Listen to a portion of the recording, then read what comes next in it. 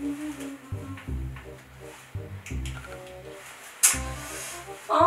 look so weird.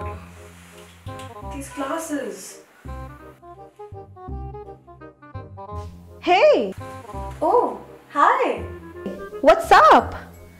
Look at you. Hey, you managed to look so good. How? It's so basic and easy. Hi everyone, it's Prashasti here today, and today's video is all about glasses. So I personally wear glasses, so I thought that I should make a video on how to look stylish in glasses. So let's begin. Okay, so the first thing which we need to keep in our mind is our makeup. Just put up a decent makeup, not too much. A bright colored lipstick would do good. I mean, it would just enhance your face and make your face look pretty. And the next thing which we need to keep in our mind is our hair.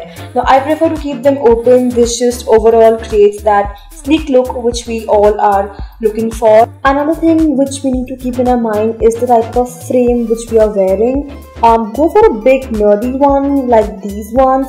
These will make a huge difference. Lastly, just always have that confidence. That is like the most important thing.